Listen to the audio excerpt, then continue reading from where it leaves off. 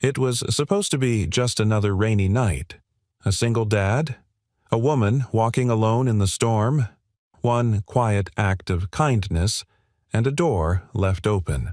But sometimes the smallest choices become the most life-changing, and sometimes the people we least expect become the ones we need most.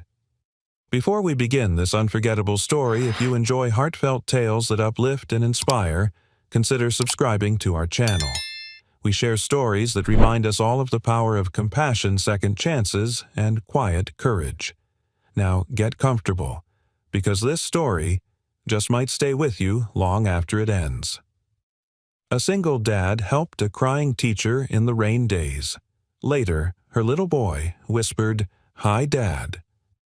The rain was relentless that night. Sheets of water slammed against Daniel Parker's windshield as he drove his rusted Ford F-150 along a winding road outside town. His wipers strained, squealing with every pass, but the world ahead remained a gray blur. The clock on his dash blinked 9:47 p.m. late enough that Jamie would already be in bed, probably clutching his dinosaur nightlight waiting for the sound of Daniel's boots at the door. He pressed the gas a little harder, wanting nothing more than to get home, shower off the grease from the garage, and kiss his son goodnight. But then, through the wavering mist and rain, something caught his eye. A figure standing alone at the side of the road. He blinked. Once. Twice. Then slammed on the brakes. The truck skidded slightly before coming to a full stop. A woman. She stood near a rusted street sign barely illuminated by Daniel's headlights. Her coat, if it could still be called that, clung to her like wet tissue. Her hair, soaked and plastered against her face, glistened under the rain. She had one hand tightly gripping the handle of a small rolling suitcase which was now splashed with mud. Daniel lowered his window halfway, rain misting the edge of the glass. "Hey," he called. "You all right?" She didn't answer. She didn't move. He could see her eyes now, wide, unblinking, and red-rimmed. "I can give you a lift," he added, his voice gentler. "This storm isn't letting up anytime soon." She shook her head, a small, terrified shake. Daniel exhaled. He wasn't about to pressure her, especially not someone clearly in distress, but something gnawed at him, something deep and old. A memory, maybe. A moment he hadn't forgiven himself for. "I'm not here to hurt you," he said finally. "Name's Daniel. I live 5 minutes that way. You can sit in the back. You don't even have to talk." Still no reply. He hesitated, then reached into his glove box and pulled out a business card, Parker & Sons Auto Repair, and leaned out, letting the rain soak his arm as he held it toward her. "If you change your mind," he said, "that's me. That's where I'll be." He gave her one more look, a soft, uncertain one, then rolled up the window and started to pull away. He'd barely gone 100 feet when he cursed under his breath and stopped again. This time, when he stepped out of the truck, the rain hit him like a wall. He jogged back toward the figure boots sloshing through the puddles. She hadn't moved. "Look," he said, standing a few feet away, hands open. "Whatever's going on, you don't have to tell me. But I've got a dry place in the back of my property. You can lock the door from the inside. No one will bother you." She stared at him, and for a moment he thought she'd say no again, but then a slow, almost imperceptible nod. He took the suitcase without asking and walked back to the truck. She followed. The small converted tool shed at the back of Daniel's yard wasn't glamorous. A single cot, a small desk, a dusty bookshelf, and an electric heater, but it was dry. Safe. She stood in the doorway, dripping eyes scanning every corner as if assessing threats. Daniel flicked on the light, set her suitcase by the cot, then stepped back. "There's a deadbolt inside," he said, "and I'll leave you be. I've got a kid in the house, Jamie. He's 6. You don't have to worry about us." Still no words. He nodded, unsure of what else to say. "If you need food, just knock." He turned to leave. Then her voice, dry, fragile like paper crinkling in the quiet, broke the silence. "Thank you." He paused at the door, not looking back. "You're welcome." Later that night, as he sat in his living room sipping lukewarm coffee, he heard the faintest knock. Jamie had already fallen asleep, curled up beneath his Star Wars blanket, breathing softly. Daniel rose, walked to the door, and opened it. There, sitting on the porch, was a small plastic cup. Inside, a handwritten note on a crumpled napkin. "I'm not here to cause trouble. I just need a few days. Please don't tell anyone I'm here. Signed only with Emily." Daniel stared at the note for a long moment. No last name, no explanation. Just rain. And silence. And a woman with eyes too tired for someone so young. He pocketed the note, walked outside, and looked across the yard toward the small shed. The light inside was off. But for the first time in months he felt something flicker inside him. Not curiosity, not even concern, just presence. Someone else breathing in the silence of this house. And somehow that didn't feel so bad. The next morning arrived with a hesitant kind of light, the kind that filtered through gray clouds like an apology. Daniel stood at the kitchen sink, his calloused hands wrapped around a chipped ceramic mug steam, curling up from the black coffee like a secret. Through the kitchen window he could see the small tool shed out back.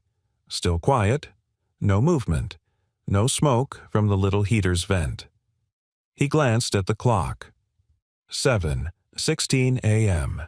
Jamie sat at the breakfast table silent as usual, spooning cereal with slow, deliberate motions. Daniel studied him a moment, messy blonde hair, a new bandage on his knee from yesterday's fall eyes that used to sparkle but now just watched. Carefully. Always carefully. "You sleep okay, buddy?" Daniel asked, even though he already knew the answer. A small nod. Daniel reached over and ruffled his son's hair. "We've got a guest out back. She's just passing through. Be respectful. That means no peeking through the window." Jamie didn't respond, but Daniel saw the way his eyes flicked toward the backyard. Curious. Always curious, even if he rarely said a word. By the time Daniel finished breakfast cleanup and stepped outside, the rain had slowed to a drizzle. The tool shed door was open a crack. He walked over slowly, knocking lightly on the side before peering in. Emily was awake. She sat on the edge of the cot, her damp coat now hanging near the heater. Her dark hair was pulled back into a loose braid. She looked cleaner, but her eyes were still clouded, not with fear this time, but caution. "I brought some breakfast," Daniel said, lifting the tray. "Toast, scrambled eggs, and a banana. Nothing fancy, but it was warm." She hesitated, then nodded. "Thanks." He set the tray down on the desk and stepped back, giving her space. "I didn't expect to stay long," she said softly, not quite meeting his eyes. "You don't have to explain," he replied. "But if you need more than a day, that's okay too." She looked up then. Really looked at him. "Why are you helping me?" He didn't answer right away. Instead, he leaned a shoulder against the doorframe, eyes cast to the gray sky. "Years ago, I saw someone on the side of the road. Old woman. I didn't stop, told myself it wasn't my business. Next day, her photo was in the paper. Froze to death." Emily's eyes dropped to the tray. Her hands trembled slightly. "I'm not comparing you to her," he added gently. "Just saying. Sometimes we get a second chance to do the right thing." She nodded, eyes glassy. "I won't be a burden, I promise." "You're not," he said, and meant it. He was about to leave when a quiet voice stopped him. "I'm Emily." Daniel paused. A name. Just a name. But it felt like something significant. "Daniel," he replied. "And the little guy with the cereal obsession is Jamie." A faint smile touched her lips for the first time. By noon, the drizzle had turned to mist, and the town of Maple Hollow began to yawn into its slow, weekend rhythm. Daniel worked in his garage replacing a carburetor for a neighbor's rusted Subaru. The radio played soft country in the background, not for him, but because it seemed to calm Jamie when he lingered nearby. Midway through reassembly, he noticed movement by the fence. Emily stood near the overgrown garden plot, sleeves, rolled-up hair tied higher this time. She was kneeling in the mud, pulling weeds, her fingers moving with practiced ease. He approached. "You don't have to do that." I needed to do something she said without looking up. Idle hands and all that. Wasn't expecting a houseguest who volunteers for yard work. Wasn't expecting to be here. Daniel watched her a moment. There was something in the way she moved methodical, precise, like someone who needed control of something, anything, just to keep from unraveling. He handed her a pair of gloves from the shed. "Here, don't wreck your hands. They look like teacher hands." She froze. "How'd you know?" "Saw the way you held the coffee cup. With both hands, like someone who's used to chalk, not engine oil." She let out a breath, half laugh, half sigh. "I used to teach. Elementary. Before." She trailed off. Daniel didn't push. Before usually meant something too heavy to lift in a single conversation. That evening, Jamie wandered outside, his small feet crunching across damp grass. He stopped several feet from the garden, watching Emily and Caleb, who had joined her, and now sat cross-legged, drawing something in the dirt with a stick. Emily looked up, met Jamie's eyes, and smiled gently. "Hey there." Jamie blinked, took a cautious step forward, then another. Still silent. Caleb looked up. "Hi, I'm 5. What's your name?" Jamie didn't answer, but he bent down, found his own stick, and sat beside them. Daniel watched from the porch, hands tucked into his flannel pockets, his heart doing something it hadn't done in a long time. It lifted. Later, as the sun slipped behind the trees, Emily stood on the porch steps, mug in hand. "Your boy's kind," she said. "Quiet, but kind. He used to be loud. Then, after his mom died, he just sort of went quiet. Emily didn't say anything for a while. Then mine stopped laughing when we left Michigan. I don't know if I did the right thing, leaving everything, uprooting him. He didn't get a choice." Daniel nodded slowly. Sometimes the right thing doesn't feel good, doesn't feel fair, but it's still right. She looked at him, eyes full of exhaustion and something else. Hope, maybe, or the first glimmer of it. "Thanks," she said. "For what?" "For letting a stranger into your backyard." Daniel smiled. "You're not a stranger anymore." Emily looked down at her mug, her fingers wrapped tight around it. "No," she whispered. "I guess I'm not." Sunday morning arrived with golden light slicing through the blinds, casting long stripes across Daniel's living room floor. It was the kind of crisp autumn day people waited all year for, where the air smelled of leaves and firewood, and even the silence felt full. Daniel stood in the kitchen, flipping pancakes, whistling under his breath. Jamie sat at the table, sketching something in a notebook, tongue slightly out in concentration. Out back, Emily and Caleb were planting daffodil bulbs in the old garden bed. Daniel had offered to help, but Emily insisted on doing it with Caleb. "He needs to see something grow," she had said. Daniel didn't argue. He understood the healing in that. Just as he was pouring syrup onto Jamie's plate, there was a knock at the front door. Firm, rhythmic, too familiar. He opened it to find Sally Carson, his longtime neighbor, and one of the few people who hadn't turned away from him after his wife passed. Mid-60s, sharp eyes, always in a cardigan, Sally had a sixth sense for trouble, and she rarely knocked without purpose. "Morning, Daniel," she said, stepping inside before he could answer. "Made cinnamon rolls. Thought I'd drop them off before church." Daniel blinked, then smiled politely. "Thanks, Sally." Jamie's favorite. Her eyes, however, weren't on him. They scanned the room, noting the extra mug on the counter. Then her gaze shifted to the backyard through the kitchen window, landing squarely on the unfamiliar woman kneeling in his garden. Her brows lifted. Company Daniel stiffened slightly. Just someone passing through. Sally crossed her arms. "Looks like she's digging in for the season. She's going through something. I'm just giving her a safe place to land for a while. And that little boy with her son. Caleb." Sally's expression shifted, softened just a hair. "Daniel," she said, lowering her voice, "you know, I respect you. You've been through hell and back, but you can't just take in strangers with kids and not ask questions. This is a small town. People talk." Daniel sighed. "Let them." She hasn't done anything wrong. She's just scared." Sally leaned in. "And you're not worried about Jamie about yourself?" "No," he said firmly.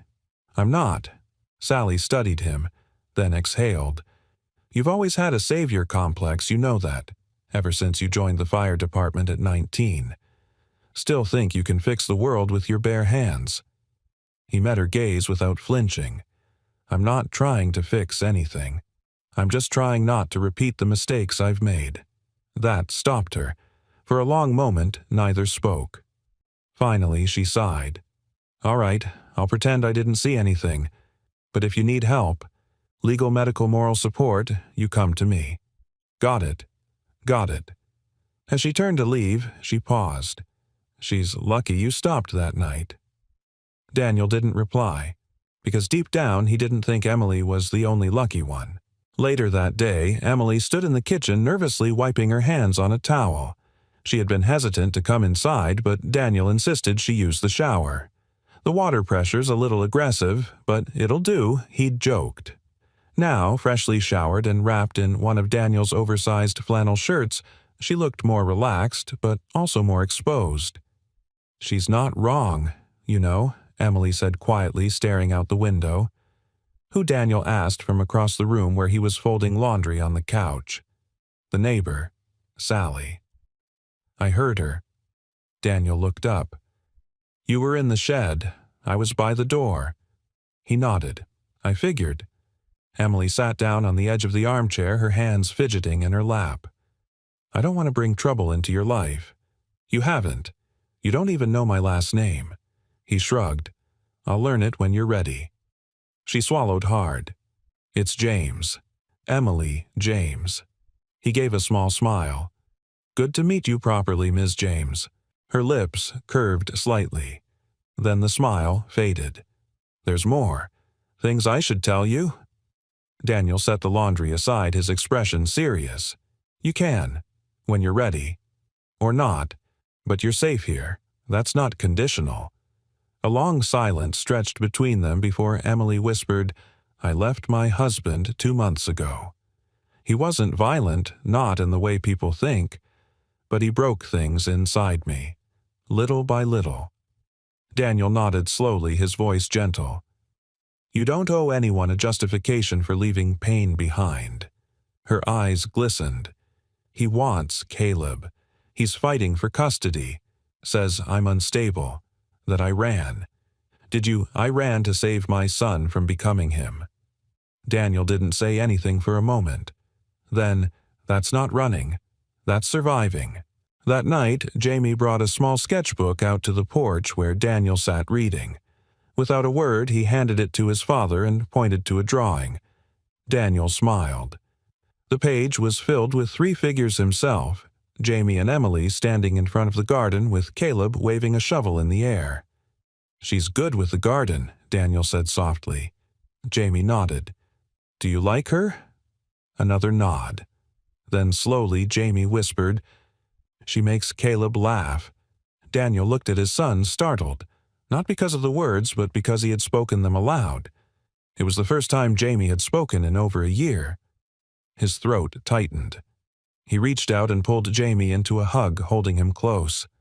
"Yeah, buddy, she's pretty special." Inside the house, Emily watched from the window, her hands cradling a cup of chamomile tea. She saw the embrace, saw the way Daniel rested his cheek on his son's head. She didn't know yet what the next week or month would bring. But for the first time in a long, long time, she felt something close to peace. And peace in her world had always been the rarest kind of miracle. Monday morning crept in quietly, the kind of crisp autumn day that carried both the bite of chill and the breath of promise. Daniel stood at the stove, flipping pancakes, while Jamie sat at the table silently lining up blueberries on his plate like chess pieces. The smell of cinnamon and coffee filled the house, mingling with the faint scent of rain-soaked leaves drifting in through the open kitchen window.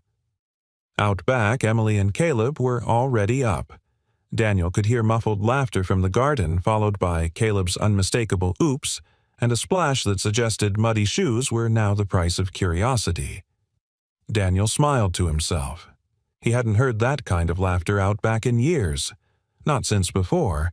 Not since Jamie's mother was still alive and the air in this house felt warm even when it snowed. After breakfast, he drove Jamie to school. On the way, Jamie held his sketchpad, tracing lines with his finger lips moving soundlessly. Daniel glanced at him now and then, not wanting to break the silence. Silence with Jamie was sacred. But after what happened last night, those few words Jamie whispered Daniel dared to hope that more would come. He reached across the seat, gently squeezing Jamie's knee. "Proud of you, buddy." Jamie glanced at him, gave the smallest of smiles, and went back to his sketching. Back at the garage, Daniel spent the morning under the hood of an old Buick, but his mind kept wandering to Emily. Not in the romantic sense, not yet at least, but with a quiet, growing sense of responsibility. Or maybe it was connection. Whatever it was, it felt like something new was forming in the ruins of old pain. Around lunchtime, his phone buzzed. A message from the school secretary, Emily James, here to inquire about substitute work. Left your name as character reference. Daniel wiped his hands, stared at the screen, and smiled. She's trying, he thought. She's really trying. That afternoon, when Daniel returned home, he found Emily pacing on the porch, wringing her hands. Caleb was asleep on the swing with a blanket tucked under his chin.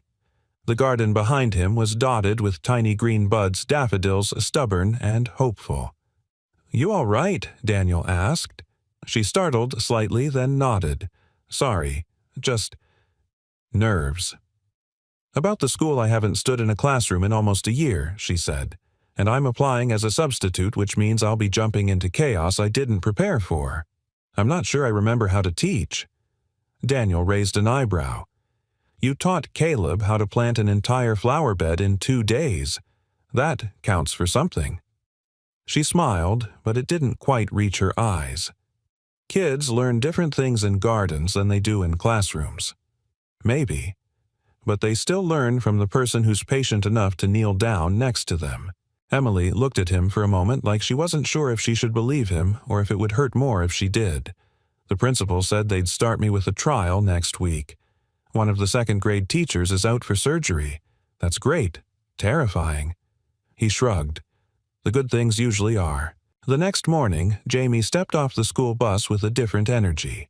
His steps were lighter, and his arms swung at his sides instead of clutching his backpack like a shield. Daniel watched him from the front porch, quietly stunned. When Jamie reached the porch steps, he looked up and said, clear as day, "We had a new recess aide today." Daniel blinked. "Yeah." Jamie nodded. She looked like Miss Emily. Daniel's heart kicked a little. Well, maybe it was Miss Emily. Jamie looked thoughtful.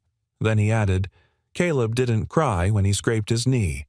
She hugged him and said it was a brave scrape." Daniel knelt down to Jamie's level. "That's a good kind of scrape to have." "Do you think," Jamie asked slowly, "she could stay here longer? I mean..." Even after her trial, Daniel swallowed the lump in his throat. "I hope so, buddy." Friday came faster than anyone expected. Emily had spent the week preparing practicing lesson plans at night, organizing flashcards with Caleb at the kitchen table, asking Daniel questions about the school, the kids, and even Jamie's favorite books. The morning of her first official day, she stood in the kitchen wearing a neatly ironed navy blouse, her hair braided down one shoulder. Caleb held her hand as she adjusted the strap of her purse. "You look like you've done this 100 times, Daniel said. "I have," she whispered, "but never while being watched so closely by my past." He nodded, stepping aside to open the door. "Then make sure they see your future instead." That afternoon, Daniel waited anxiously on the porch as the school bus pulled up. Jamie hopped off first, eyes wide, and ran to him. "She was there," he shouted. Actually shouted. Daniel laughed, catching his son mid-jump. "Yeah, she read us a story, and she let us dance in line while we waited to go to art." And Jamie's voice lowered, suddenly serious. "And she smiled at me." Daniel's breath caught. "She smiled at me, Dad." At that moment, Emily appeared around the side of the house holding Caleb's hand. Her blouse was smudged with glitter and paint, and her face was flushed, but her smile, it was radiant. Daniel met her eyes, and in that unspoken second something passed between them. Not attraction, not yet, but something warmer, something that whispered, "We're building something here." Maybe without meaning to, but something real. That evening over dinner, Jamie passed Emily a folded piece of paper. She opened it to reveal a drawing, 4 stick figures holding hands under a sun. Caleb, Jamie, Daniel, and herself. A single daffodil bloomed in the corner of the page. She looked up, misty-eyed.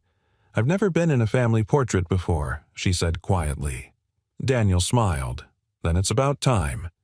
The weeks that followed unfolded like pages from a storybook Emily never thought she'd be part of again. Mornings filled with lunchbox packing and soft kisses on Caleb's forehead. Afternoons colored by chalk dust and crayon-smudged fingers. Nights warmed by quiet laughter around Daniel's kitchen table. Jamie had started speaking in full sentences, tentative at first, then with the unfiltered eagerness of a child remembering how to trust the world again. It was fragile, all of it, like glass held in trembling hands. But it was real. Then came Thursday. Emily stood in the teacher's lounge sipping lukewarm coffee, reviewing the seating chart for her second-grade class. The sun filtered in through the blinds, highlighting the dust particles floating in the air. Her thoughts were still wrapped around Jamie's recent breakthrough, how he'd raised his hand during reading time yesterday, how he'd made a joke that made 3 other kids giggle. She was so deep in thought she didn't notice the man standing in the doorway until he cleared his throat. Emily. Her blood froze. The coffee cup slipped from her hand and shattered on the floor. He stood there, immaculate suit, expensive shoes, gold cufflinks. His face, still handsome in that curated, polished way, wore the same expression it always had, total control. "Richard." "Long time," he said, stepping into the room. "You look healthy." Emily stepped back instinctively, her breath shallow. "You're not supposed to be here."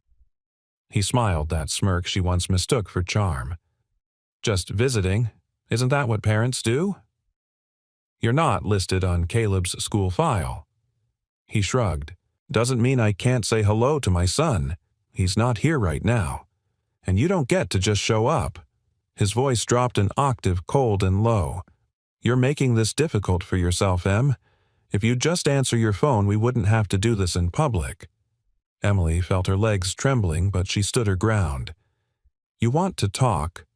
Talk to my lawyer." He took another step closer. "You don't have a lawyer. You're staying in a borrowed shed on someone's pity. You're a temporary problem in someone else's charity." The door creaked open behind them. A secretary peeked in. "Ms. James." "Everything okay?" Emily didn't take her eyes off Richard. "Yes, everything's fine." The secretary hesitated, then nodded and closed the door. Richard leaned in. 3 weeks. That's how long until the next custody hearing. And if I have anything to say about it, you'll be watching Caleb grow up from a court-mandated distance. Then, just like that, he turned and walked out. Emily didn't remember driving home. The road blurred. The air in the truck cab was thick. Caleb in the back seat chattered about his art project, unaware of the storm that had been reawakened in his mother's chest. When she pulled into Daniel's driveway, she didn't get out. She sat behind the wheel hands, gripping the steering wheel so tight her knuckles turned white. Daniel appeared in the side mirror, wiping his hands on a rag, stepping toward the truck with concern etched across his face. She rolled down the window. He came. Daniel's eyes narrowed. "Who, my ex?" "At the school." He took a sharp breath. "Did he touch you? Threaten you?" "No. He didn't have to. Just being there was enough." Her voice cracked. "I thought I had more time. I thought we were safe here." Daniel opened her door, reached in, and gently placed his hand over hers. "You are safe here." "I don't think that's true anymore." That night, Emily packed. Daniel found her in the shed, folding Caleb's clothes into a duffel bag with shaky hands. "You don't have to do this," he said quietly. "He found us, Daniel. You don't understand. He has money lawyers, people who believe him. He knows how to look good in front of judges. Daniel leaned against the door frame. And you think leaving will make you harder to find. I think staying makes you a target, she whispered. You and Jamie. I've brought this chaos into your home. You didn't bring chaos. You brought life back into it. Her eyes filled with tears. This isn't your fight. He stepped forward. Then let me choose to fight it anyway. Her voice trembled. Why? Daniel hesitated. Then with more honesty than he'd shared in years, because helping you, watching you heal, watching Jamie and Caleb smile again, it's the first time in a long while I've felt like I'm doing something good. Not just surviving. Living. Emily wiped her cheek, still unconvinced. Daniel reached into his jacket and pulled out a folded paper. A friend of mine. He's a family attorney. Retired, but still sharp. I called him today, told him your situation. He wants to help. She stared at the paper like it might burn her. I can't pay him. He doesn't want payment. I don't know if I can win. Daniel softened. But you won't lose. Not if you keep showing up. Silence filled the shed. Then Emily whispered, Okay. Later that night, Daniel checked on Jamie. The boy was asleep, clutching a drawing in his hands. Daniel gently pried it free. 4 stick figures stood under a glowing sun like the previous drawing, but now a 5th figure hovered at the edge. Larger, shadowy, frowning. Daniel stared at it for a long time. Then, folding the paper carefully, he whispered, We're not letting him in. The shadow had returned. But this time it had walked into the wrong backyard. And, unlike before, Emily James was no longer alone. The courtroom was still 2 weeks away, but Daniel could already feel the tension settling over the house like a winter fog. Every movement was quieter now. Every laugh more tentative. Jamie had gone back to drawing darker shapes, stick figures with walls between them. And Emily, though she tried to act normal, had started sleeping with the lights on in the shed again. But what haunted Daniel most was the look in Caleb's eyes. That quiet kind of fear. The kind children carry when they sense something wrong, but no one's told them why. Daniel wasn't a man of many words. He believed in doing, not just saying.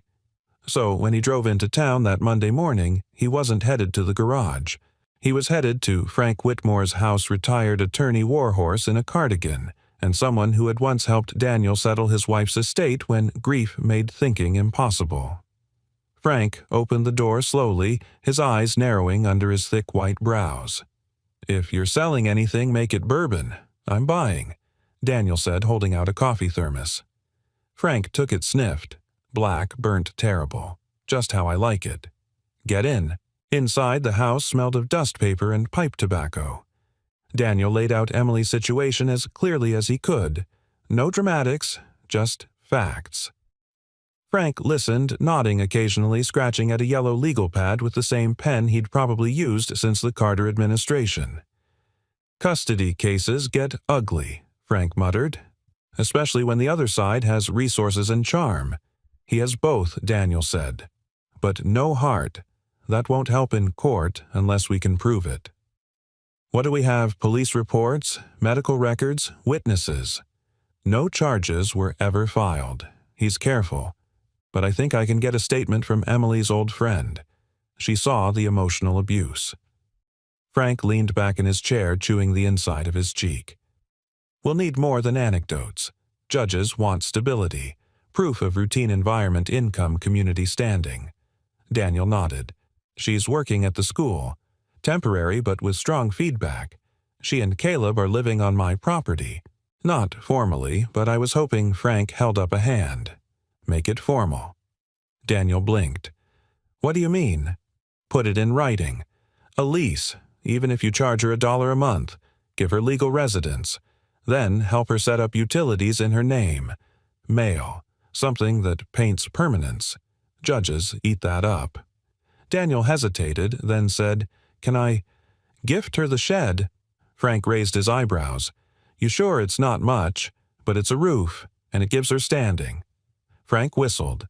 You're all in on this. Daniel's voice dropped, because no one else ever was for her. That evening, Daniel handed Emily a manila envelope. She opened it, slowly frowning. Inside, a copy of a property deed signed, notarized, and stamped. "You're the legal owner of the shed now," he said softly. "It's yours." Emily stared at the papers, blinking as though they were written in another language. I don't understand." Daniel sat across from her at the kitchen table. "Frank says this gives you standing, stability. It's what the court needs to see. And it's what you deserve." Tears welled in her eyes, but she shook her head. "Daniel, I can't take this. I don't want." "You're not taking anything. You're building something. A life. A future. For you and Caleb." Her voice cracked. "You've done enough. You've already given too much. I haven't given everything." "Not yet." She looked at him, then really looked past the flannel shirt, the grease-stained fingers, the stubble he never quite managed to shave right.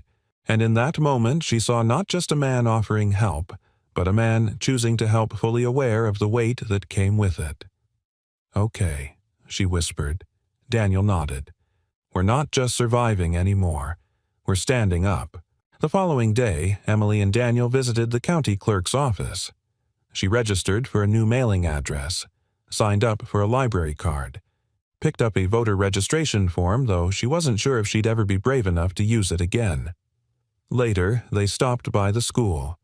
Emily handed in her application for full-time employment, her hands trembling as she did.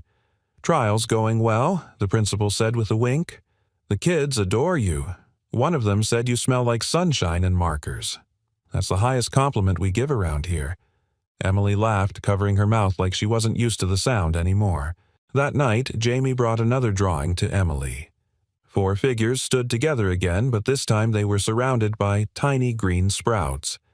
Daffodils just beginning to bloom. In the top right corner, Jamie had written, "Home." Emily traced the word with her fingertip.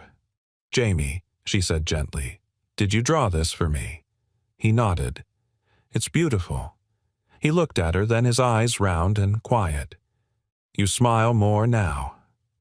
Emily swallowed the lump in her throat. "That's because you make it easier." She reached out and hugged him, and this time he didn't flinch. He leaned into it. Later, Daniel stood outside under the stars, sipping tea. Emily joined him, quietly wrapped in a shawl. "They think I'm brave," she said, voice low. "But most days I feel like I'm still running." He nodded slowly. "Maybe. But now you're running towards something." She looked at him, the stars reflecting in her eyes. "Why are you doing all this, really?" He didn't answer right away. Then, "Because for a long time I thought my story ended when my wife died. But then you showed up, in the rain. And I realized maybe I was just between chapters." Emily's eyes shimmered. "I don't know what happens next." Daniel smiled. "Neither do I. But I think we're both brave enough to find out." And for the first time in years, they both stood there not as broken people, but as builders of something quietly, beautifully new. The courthouse in Maple Hollow wasn't grand. It didn't have marble floors or polished columns, just a squat brick building with faded flags and a rusted bell that hadn't rung in years. But to Emily, it might as well have been the Colosseum. She sat outside on the worn wooden bench, her fingers wrapped tightly around a thermos Daniel had handed her before they left that morning. Her hands trembled slightly more from memory than cold. Caleb sat beside her, his small hand resting in hers, swinging his legs without worry. He didn't understand yet. Not fully. All he knew was that today adults would be talking about him and that his mom looked tired in a way he couldn't fix. Daniel stood just a few feet away, arms crossed, jaw tight. He hadn't shaved, said he wanted to look like himself. Raw, real protective. Emily was grateful for that. She didn't need polish beside her. She needed someone who wouldn't flinch when the world snarled back. Frank arrived right on time, still carrying that same yellow legal pad and coffee in a styrofoam cup. He gave them both a nod and led the way through the double doors. Inside the courtroom was quiet and plain. A wooden crossbeam of sunlight sliced across the floor from the high window, catching dust in the air like snowfall. Richard sat at the other table, perfectly composed. His lawyer, a woman in a sharp gray suit with a designer bag, whispered something to him. He nodded and straightened his cuffs. His smile, when it turned toward Emily, was small, knowing, rehearsed. Emily's stomach twisted. The judge entered, an older woman with stern eyes and silver hair pulled back in a tight bun. She didn't waste time. After a brief introduction, she turned to the matter at hand. Ms. Emily James is seeking to retain primary custody of her son, Caleb James, age 5. Mr. Richard James is contesting, citing concerns over stability, living arrangements, and emotional fitness. The air in the room thinned. Richard's lawyer went first. She painted a familiar portrait of a mother on the run, without permanent housing, without income, with emotional instability, and no official custody arrangement. She referenced Emily's erratic behavior, her unverified employment, and her questionable romantic entanglements. Emily sat still, her hands clenched in her lap. But Daniel watched her knuckles go white. Then it was Frank's turn. He stood slowly, unfolding himself like an old tree waking up. "Your Honor, he said what you heard sounds compelling until you examine the actual truth." He laid out Emily's new lease, her employment letters, her performance evaluations, testimonials from the school principal and fellow teachers. He presented Caleb's drawings, innocent, uncoached pieces of truth that said more about his safety and happiness than any expert could. Then he stepped aside, and Emily stood. She didn't have a prepared statement. She hadn't rehearsed. What she had was memory, and a voice that shook but still rose above the silence. "Your Honor," she began, "I don't stand here because I'm perfect. I stand here because I made a choice to protect my son. Not from bruises or broken bones, because those heal, but from the kind of wounds that live inside that teach a child love is something earned through fear." She glanced at Richard, who leaned back in his chair, expression unreadable. "I wasn't always brave. I stayed longer than I should have. I let him make me small. I let him twist my thoughts until I didn't trust my own instincts. But when Caleb looked at me one night and asked why Daddy never smiled when I talked, I knew it was time." She paused, breath-catching. "I didn't run because I'm unstable. I ran because I'm finally stable enough to say, this is not the life I want for my child. I have worked hard to build something new. I'm not perfect, but I'm present. I'm steady. And I'm safe." The courtroom was silent. Even the dust hung still in the sunbeam. The judge leaned forward. "Ms. James, are you currently residing in stable housing?" "Yes, Your Honor. I own my residence legally gifted with utility accounts and mailing address in my name. And your employment, Maple Hollow Elementary. Substitute with full-time consideration pending. I work with students with special needs and trauma histories." The judge nodded slowly. Then she turned to Richard. "Mr. James, do you have any documented evidence of emotional instability or risk to the child?" His lawyer opened her mouth, but the judge raised a hand. "Not insinuations. Not character attacks. Evidence." A pause. "No, Your Honor." Richard said, voice flat. After a brief recess, the judge returned with her decision. In the interest of the child's emotional well-being and demonstrated stability in the care of Ms. James, this court awards her continued full custody. Mr. James will have supervised visitation rights pending review in 6 months. Emily exhaled so sharply she startled herself. The gavel fell like a thunderclap. It was over. Outside, Emily leaned against the stone wall of the courthouse, breathing in the October air like it was her first breath in months. Caleb played with the fallen leaves at her feet. Daniel stepped beside her, quiet. "You did it," he said. She shook her head slowly. "We did it." "No," he said gently. "You stood up. You told the truth. That was all you." She turned to face him. Her eyes were red but shining. "I don't know how to say thank you for all this, for standing with me when it wasn't convenient, when it could have cost you something." Daniel looked at her for a long moment. "You never asked me to save you. You just needed someone who wouldn't walk away." She reached for his hand. He didn't let go. And behind them, Caleb tossed a leaf into the air and laughed full and loud and unafraid. It sounded like freedom. The first week after the custody ruling passed like a gentle storm, soaked in relief but edged with quiet tension. Though Emily had won full custody, the clause pending review in 6 months sat like a pebble in her shoe. Small, but always there. Daniel noticed it in the way she checked the mailbox a little too often. In the way she jumped slightly when the phone rang. In how her smile, though brighter now, still carried something guarded at the edges. But she also changed in other ways. She rearranged the bookshelves in the shed, hung up Caleb's artwork on twine with clothespins, bought a lemon-scented candle and lit it every evening, letting the soft flame warm the corners of her new home. The shed didn't feel temporary anymore. It felt like she had exhaled into it.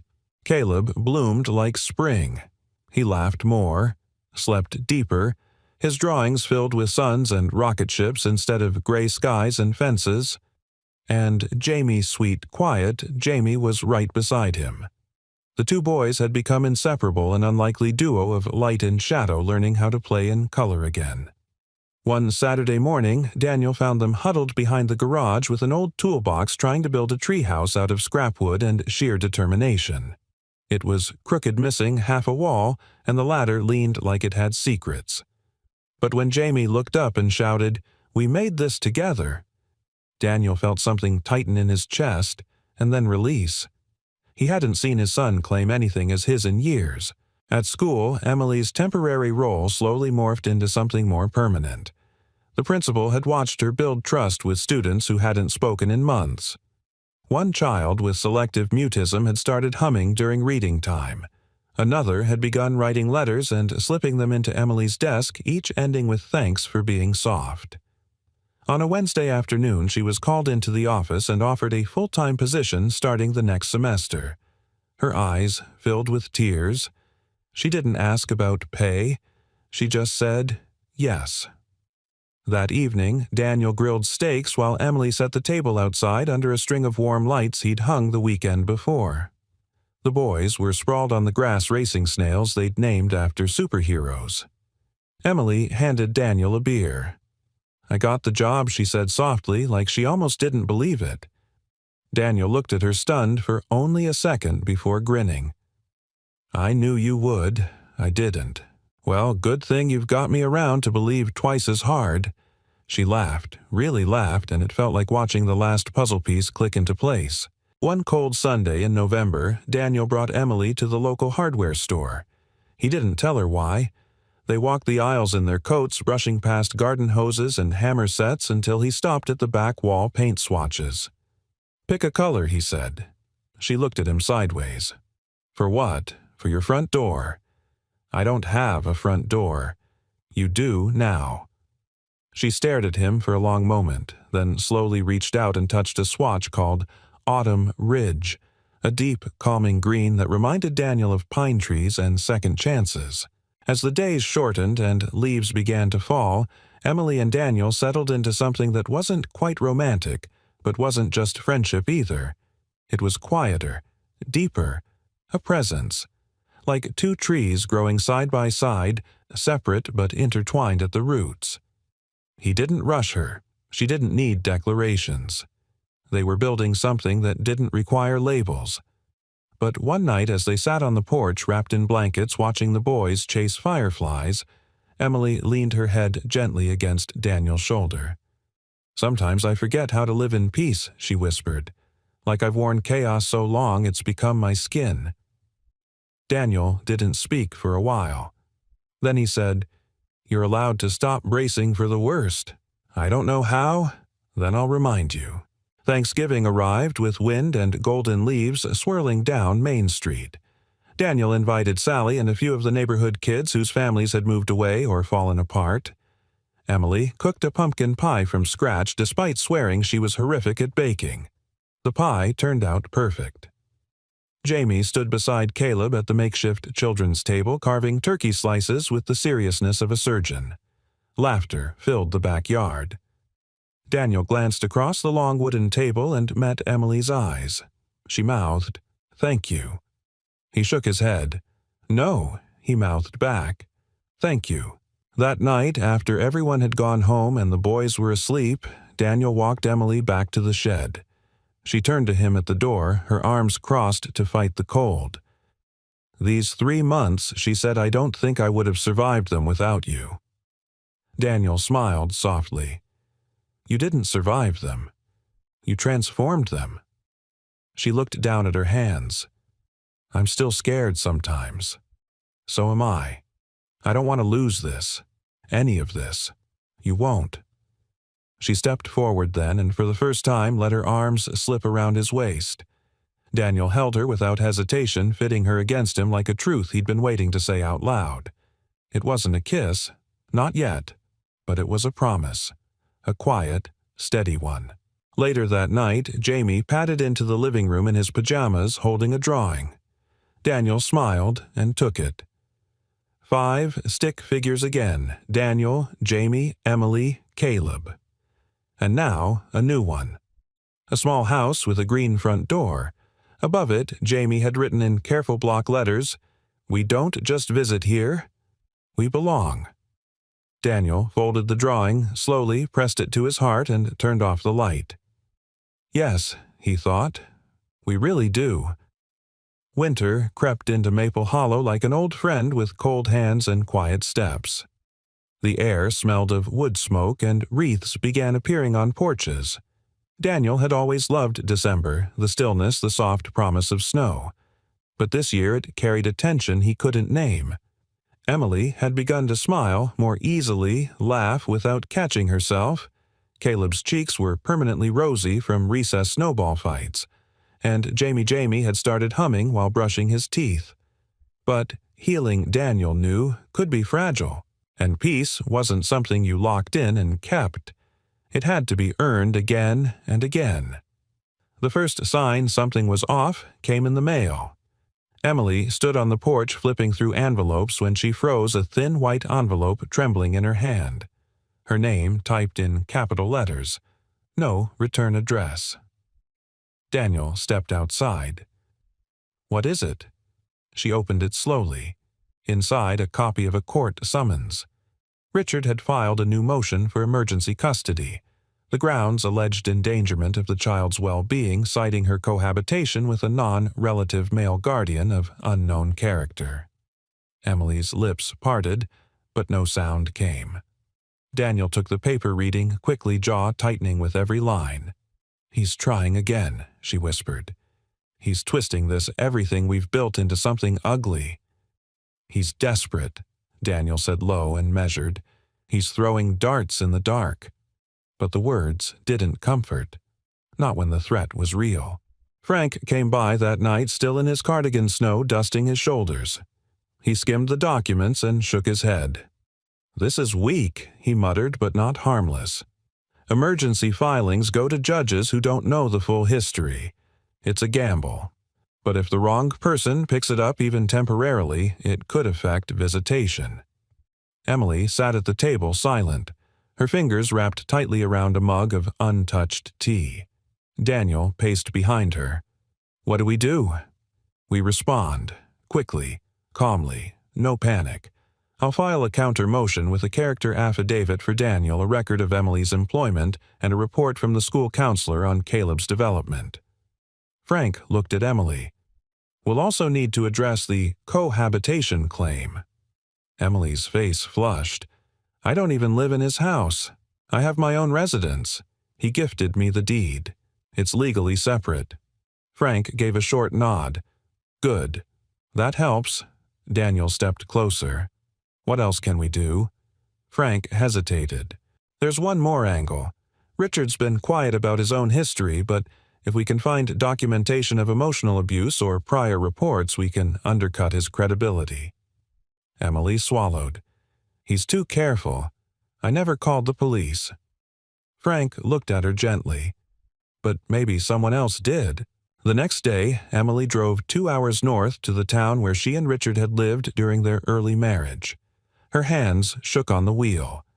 Caleb stayed with Daniel giggling as they built a snow fort in the backyard. But Emily was driving toward ghosts. At the town's family services office, she gave her name and waited. An hour passed before a woman in a gray cardigan called her name. There was one report, the woman said, flipping through a manila folder. From a neighbor. Anonymous. She said she heard yelling a lot of it. Doors slamming, a child crying. No charges were filed, but the report exists. Emily's heart thudded. Can I get a copy? You can request one. Might take a few days. I don't have a few days. The woman studied her. You're the mother, right? And you're fighting for custody. Emily nodded. The woman hesitated, then slid a paper across the desk. I can't give you this, but I can leave the room for 5 minutes. Emily stared at her. Thank you. No need to thank me, the woman said softly. Just win. That night, Daniel opened the shed door to find Emily sitting cross-legged on the floor, the report in her lap. Her eyes were wet, but there was something solid beneath the tears, something steeled. We have it, she said. Daniel crouched beside her. You okay? She nodded slowly. For the first time in a long time. Yeah, because I'm not hiding anymore. 2 days later, the court hearing for Richard's emergency motion began. Unlike the formal custody trial, this one took place in a smaller, colder courtroom. The fluorescent lights buzzed. Richard wore the same controlled expression, his lawyer rattling off allegations that Emily was living in a romantic and legally ambiguous situation, that Caleb was exposed to instability, that the environment was inappropriate. Then Frank stood. He handed the judge a series of documents, the deed to Emily's residence, her employment verification testimonials from her colleagues, a notarized character affidavit from Daniel, and the report from the family services file. The judge took her time reading. Then she looked up and said, "Motion denied." Richard blinked. The gavel fell again. Daniel let out a breath he didn't know he was holding. Emily's hand found his under the table and squeezed. Outside, Emily stood on the courthouse steps, blinking up at the slate-gray sky. A few snowflakes drifted down, catching in her hair. I thought he'd always have power over me, she said quietly, that I'd always be one step behind him, waiting to defend myself. Daniel stepped beside her. He only had that power because you still believed you were smaller than him. I don't anymore. Daniel turned to her. That report, what it said. You could have buried that, pretended it never happened. But you used it, faced it. I used to think survival was silence, she said. But now I think healing is noise. It's saying things out loud, even the ugly parts. He smiled, especially the ugly parts. Emily looked at him, her eyes soft open. Do you think it's really over? Daniel shook his head, not unkindly. Not over. But you've changed the shape of the story. He's not the storm anymore? Emily laughed a small sound. Then, what am I? You're the shelter. She looked up at the sky again. The snow fell harder now, quiet but sure, and in her chest something settled. Not fear, not dread, but peace. Hard-earned, fiercely kept, and hers. December deepened in Maple Hollow, draping the town in blankets of snow that glowed golden under string lights and porch lanterns. The elementary school buzzed with preparations for the annual winter showcase, a hodgepodge of holiday skits, off-key carols, and proud parents clutching camcorders. It was the kind of event Daniel usually dreaded, the forced cheer, the crowded gym, the unspoken ache of watching other families whole and beaming. But this year felt different. This year, Jamie had a line in the second-grade play. Caleb was learning a dance that involved twirling awkwardly with paper snowflakes taped to his sleeves. And Emily. Emily had been asked to MC the event. She said yes, without hesitation. That more than anything told Daniel how far she'd come. On the morning of the showcase, Daniel helped Jamie knot a miniature tie while the boy babbled about stage cues and candy canes. His words tumbled over each other, excited and alive. "Hey, Dad," Jamie said, suddenly glancing up. Daniel stilled the tie halfway done. "Yeah, bud. Do you think she'll come tonight?" Miss Emily Daniel smiled gently. "She's running the whole show, remember?" Jamie nodded, his voice dropping. "Good. 'Cause when I say my line, I want her to hear it." The school gymnasium swelled with folding chairs and flushed faces. Parents huddled in coats, brushing snow from their sleeves, the scent of hot cocoa and popcorn thick in the air. Daniel sat near the front with Emily beside him, their knees nearly touching Caleb, bouncing on her lap. The lights dimmed. The principal took the stage and gave a short welcome before handing the microphone to Emily. As she walked to the podium, Daniel saw the way her breath caught for just a second. But then she smiled, steady, luminous, and began speaking with the warmth of someone who remembered what it was like to be forgotten. Tonight, she said, isn't just about twinkling lights or pretty songs. It's about small voices speaking up. It's about community. It's about belonging. Her eyes found Daniel's and lingered. He felt it like a quiet fire in his chest. Jamie's class was second to last. He stepped onto the stage with his classmates wearing a homemade crown made of tinfoil and cardboard. His part was short, 2 lines, maybe 3, but Daniel could see the way his shoulders straightened, the way he scanned the crowd until his eyes found the faces he trusted most. Emily leaned in. "He looks taller," she whispered. Daniel chuckled. "He looks braver." The spotlight hit Jamie. He stepped forward, gripping the mic like a ship's wheel. "My name is Jamie," he said, his voice echoing across the gym. "And this winter I learned something." He paused.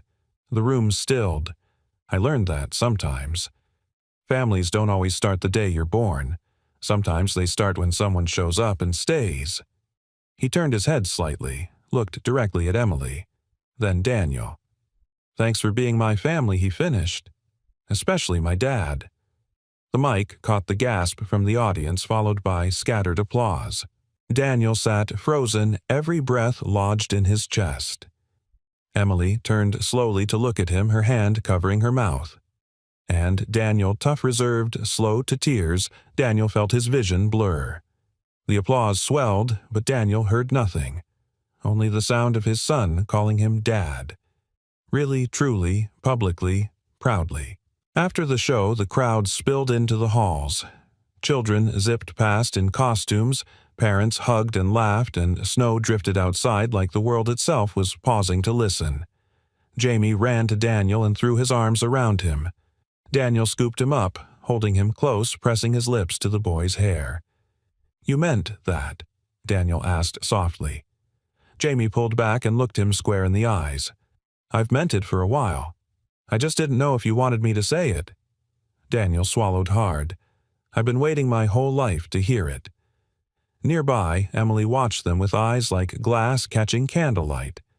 Caleb tugged at her sleeve. "Is it okay if I call him Dad, too?" Emily crouched beside him, her hand on his cheek.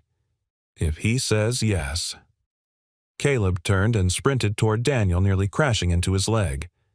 "Hey, Dad." Daniel blinked. "Yeah, buddy."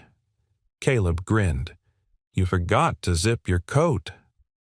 Daniel laughed, tears mixing with snow as he bent to fix it.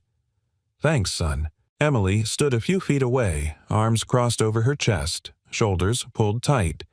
Not because she was cold, but because something big was swelling inside her, too big for words. Daniel walked over slowly, Jamie on one side, Caleb on the other. "You okay?" he asked. She nodded, eyes shining.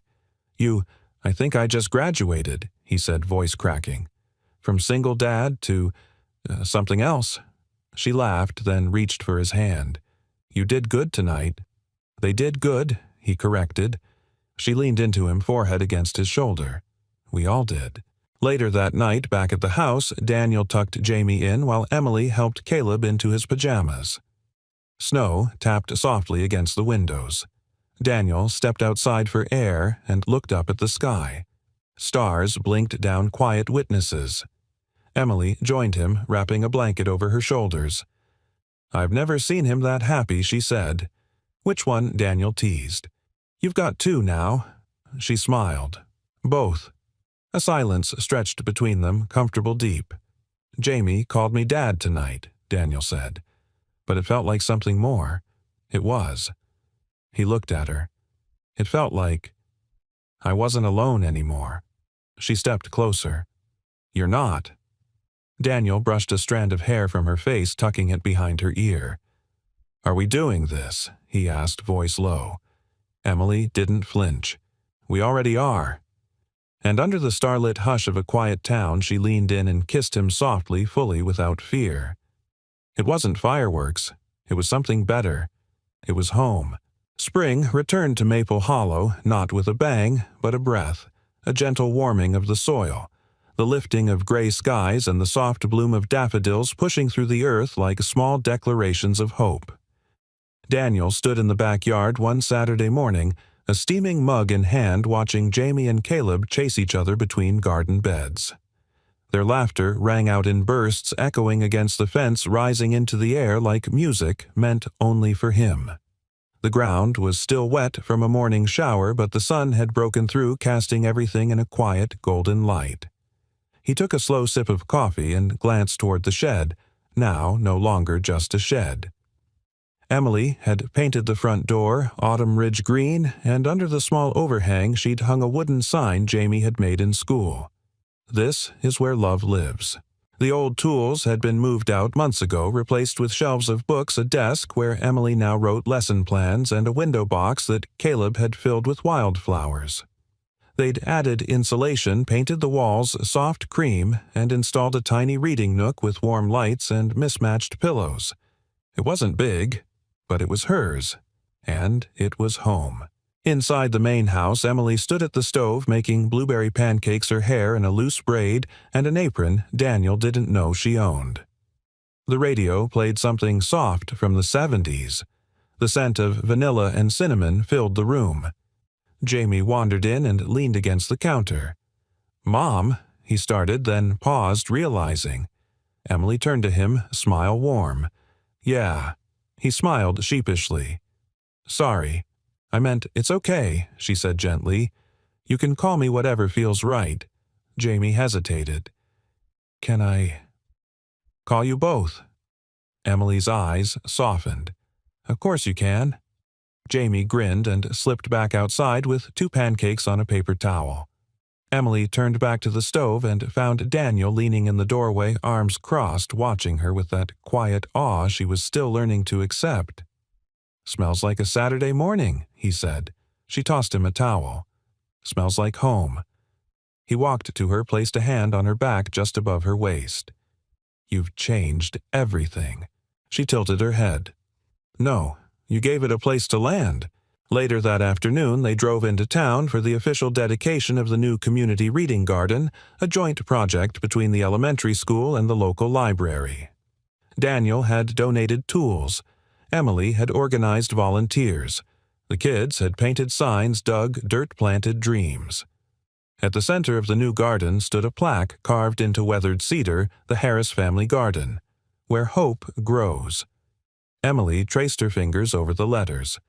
"I didn't know they were putting our name on it." Daniel chuckled. Sally insisted. Of course she did. Caleb and Jamie ran between the benches, handing out bookmarks with their teacher's handwriting on the back. "You are not lost. You are growing." As the sun began to dip behind the treetops, someone brought out a guitar. Another started a fire pit. Families gathered marshmallows toasted, and stories were shared under a sky slowly turning purple and gold. Daniel sat beside Emily on a low bench, a blanket around their shoulders, the boys nestled between them. "I didn't know life could look like this," she said quietly, head on his shoulder. He squeezed her hand. "It always could. You just never had anyone to build it with." She looked up at him. "I do now." He kissed her temple. "You always will." That night, after the boys had fallen asleep in the back seat on the ride home, Emily carried Caleb to the shed, while Daniel scooped up Jamie and took him to bed inside the house. When he returned, he found Emily sitting on the porch steps of the shed, her knees pulled up to her chest, watching the stars. He sat beside her. They didn't speak for a long time, just breathed, just were. And then Emily said, "I used to think love was a storm, big, unpredictable, something you endured more than enjoyed." Daniel looked at her. "And now?" She smiled. "Now I think it's a shelter, the kind that shows up quietly and holds steady, even when the rain comes." He reached for her hand, laced their fingers. "We'll still have storms." "I know, but we'll face them side by side." She leaned into him, resting her head on his shoulder. And for the first time in both their lives, neither of them was waiting for the other shoe to drop. Neither of them was bracing for goodbye. They were home. In the quiet that followed, the moon rose pale and full, casting soft light over the yard, where 2 bicycles lay tipped in the grass and daffodils nodded gently in the breeze. Inside the house, Jamie stirred in his sleep and murmured, "Dad." In the shed, Caleb whispered, "Mom." And outside, beneath the stars, a new chapter was already being written, one that didn't begin with brokenness or end with running, but one rooted in staying and healing, in choosing each other again and again. Not out of obligation, but out of love. Pure, steady, patient love. The kind that takes you in when the world has left you out. The kind that rebuilds a life, one small kindness at a time. And that was their story, a story of healing, of choosing love over fear, and of finding home in the most unexpected place. Now, we'd love to hear from you. Where are you watching from? Did this story touch your heart in some way? Let us know in the comments. We read every one of them, and your thoughts mean the world to us. If you enjoyed this video and want more stories that lift your spirit and warm your heart, don't forget to subscribe to the channel and turn on the notification bell so you never miss a moment. Thank you so much for watching, for supporting this journey, and for believing, like we do, that kindness still matters. We'll see you in the next story.